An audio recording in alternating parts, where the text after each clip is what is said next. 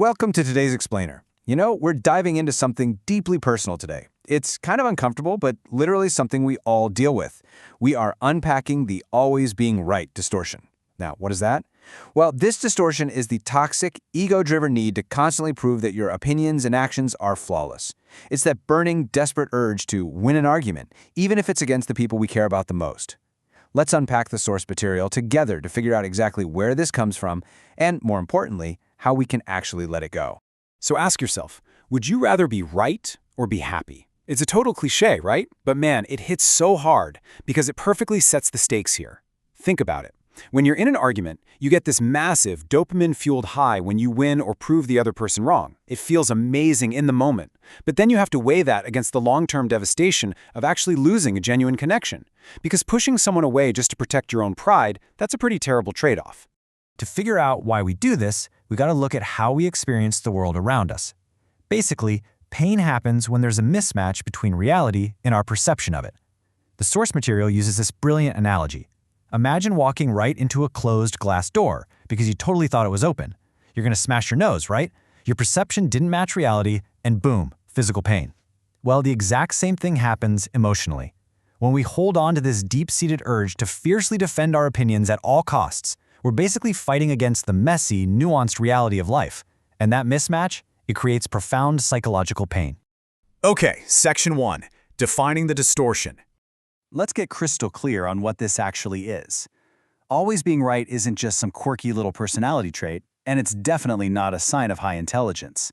It is a recognized, heavily documented cognitive distortion.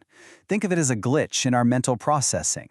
It's a glitch that requires you to prioritize your own ego and need for validation over the health, truth, and harmony of your relationships. You completely refuse to consider that you even might be wrong, insisting on being correct and just completely steamrolling the perspectives of everyone around you. So, what does this sound like in everyday life? The internal monologue usually goes a little something like this. My opinion is literally the only one that matters. Or, everyone else is just wrong. There's absolutely no way I could make a mistake, so I really don't need to listen to what anybody else has to say. Just take a second and think about the compounding emotional effect of living with that mindset. It creates this incredibly lonely, isolated bubble. You become the sole source of truth in the universe, and everyone else, they just become obstacles. Moving on to Section 2, the ego's defense. It's super fascinating to look at the fragile internal fear of the ego and contrast it directly with external reality. To our ego, admitting you are wrong feels like a terrifying sign of weakness. It feels like a literal threat to its survival and self-worth.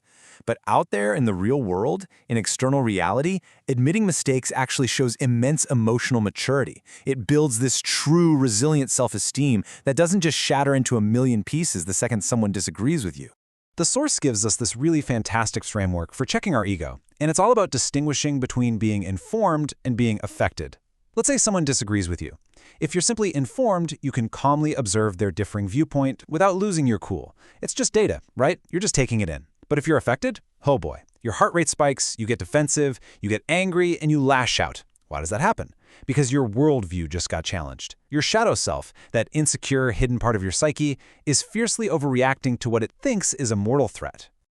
All right, Section 3, the toll on relationships. Now, when you bring this distortion into your personal life, the fallout is honestly catastrophic. This toxic, ego-driven need to win requires you to prioritize your own ego and need for validation over the health, truth, and harmony of your relationships. And that destroys trust. Because eventually, your partner or your friend, they realize you don't actually value their viewpoint. You're just constantly dismissing their lived experience. It takes human connection, which is supposed to be our safe haven, and twists it into a zero-sum competition where someone literally has to lose for you to feel secure. There is this absolutely brilliant quote that hits the nail on the head regarding the trap we fall into here. Expectations in relationships are just resentments waiting to happen. When your cognitive distortion has you convinced that your worldview is flawless, you naturally expect your partner, your friends, and your family to just constantly submit to your version of reality. And when they inevitably don't because, they're human beings with their own totally valid perspectives, that expectation instantly turns into toxic resentment. Which brings us to Section 4, choosing harmony over ego. So, the big question, how do we actually fix this? How do we build a framework for recovery?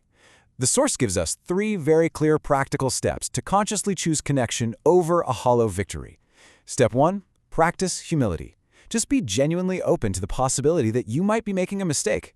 Step 2, listen to others.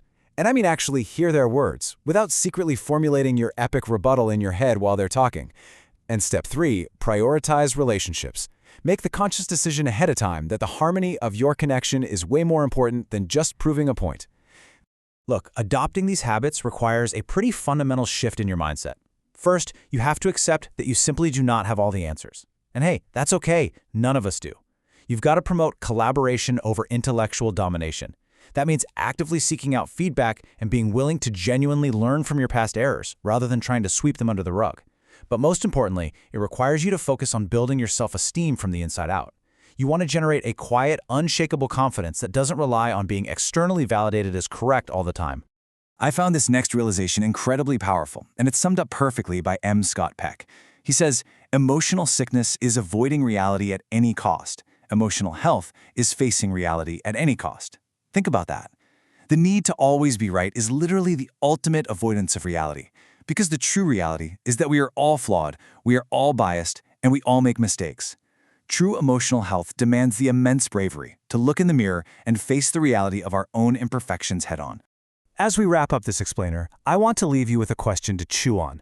Think about your last big argument. Think about your daily interactions with the people you love. Will you continue to fight tooth and nail for the totally hollow victory of just being right? Or are you ready to surrender that fragile ego so you can experience the profound, lasting peace of true connection?